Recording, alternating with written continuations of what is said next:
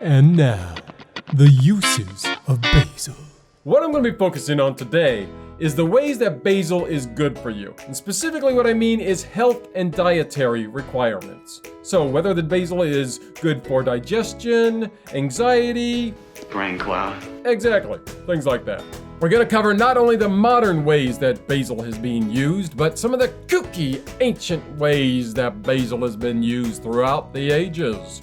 I've actually covered a few of these in some of my previous videos, so feel free to click on the link above to watch some of those. Back in the old days, they really didn't know what to make of basil.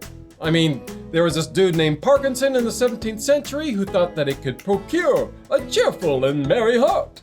But then there was also the herbal guide, the Discords, which said that too much basil dulleth the sight and is of a hard digestion. Let me guess. The Discords is Greek. Called it! What is it with the ancient Greeks and their basil hating? #basil hate. Herbalists Culpeper and Gerard claimed that basil could cure both scorpion and bee stings. Napoleon Bonaparte. You remember him, right, Mr. Waterloo? Well, he believed that basil was great for stimulating intellectual concentration, and he would use its scent whenever he was working on his battle and troop movement plans. It is really no wonder why basil is called the king of herbs, because it has been used for a wide variety of things.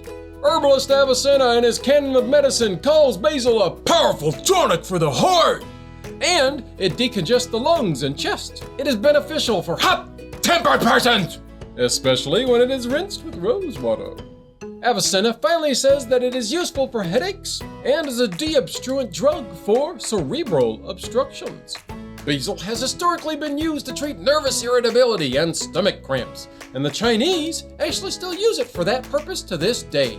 It also has a rich history of being used to increase production of milk in nursing mothers. Pushing the boundaries of believability just a little bit, basil was often used to aid in divination and the banishment of evil witches and spirits.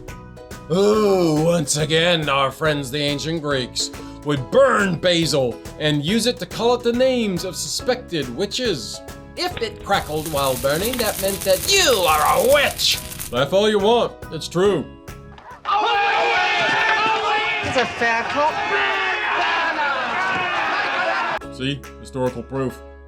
Back in the realistic realm, it was used for purification, mixed with a little bit of passion flower. Apparently, it makes a nice soothing bath. Woo! Sounds worth a shot. Any reason to take a nice soothing bath is a good reason. If you want some good lovin', Roman naturalist Pliny was convinced that basil seeds were powerful aphrodisiacs. Even today, some farmers have donkeys and horses eat it during their reproductive period to increase their sexual strength. And while this may seem a little bit far-fetched, there is actually some real science behind it. Because of its ability to increase blood flow and improve circulation, basil actually can help you reach that lovey-dovey state of being. Science! Talking about circulation, I think it's a great time to get into the medical uses of basil. Now, basil has been used as a folk remedy for an enormous number of ailments, including poor digestion, headaches, common cold, flatulence, boredom, cancer, convulsions, improving memory, deafness, diarrhea, epilepsy, gout, hiccup, impotency, insanity, motion sickness, high cholesterol, nausea, sore throat, toothaches, treatment for burns, and whooping cough. Wow! Now that is one kingly list for Mr. Lord Basil, King of the Herbs. Congratulations, sir. Basil has been reported in several herbal publications as an insect repellent, though it is not good against aphids and several other varieties of bugs, so it is not some all-powerful insect repellent. Unfortunately. Most of the big names in herbal medicine have endorsed basil's properties in one way or another. Thomas Bartram says that it works as an antispasmodic, antidepressant, and an adrenal stimulant. World-renowned French herbalist Maurice Messague says that basil is also good for restlessness and migraines. Oh, God. Oh, I think I need some basil. Andrew Chevalier says it's good for treating nervous irritability, depression, and anxiety. And while you may think, oh, come on, common old basil can't be used for all of these things, guess what? There has been recent medical and scientific research that shows that the essential oils of basil plants possesses potent antioxidant, antiviral, antifungal, and has antimicrobial properties. There have also been several specific studies that show that basil helps with mental burnout and fatigue.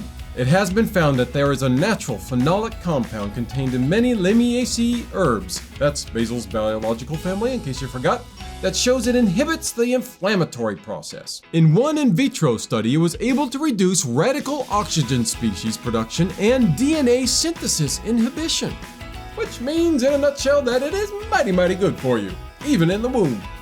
I'm sure there's some of you out there who are now thinking, okay, what's the catch? There's gotta be a downside to this. I mean, there's got to be something that it's poisonous for, or, some way that it's bad for you, right? Not really.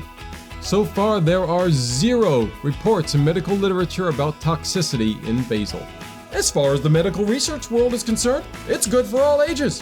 Now, the only possible knock on basil is that it is so good it could possibly reduce your blood pressure so much that it could induce hypotension, which is overly low blood pressure. Oh, and I hear it's pretty good in food too. Thanks so much for watching. If you like this video, please go ahead and click that like button and share it with your friends. Also, if you want to learn more about what I was talking about today, go ahead and look in the description down below. My question for today is, how do you like to use basil? Go ahead and tell me in that comment section down below. Until next time, live large and eat more basil.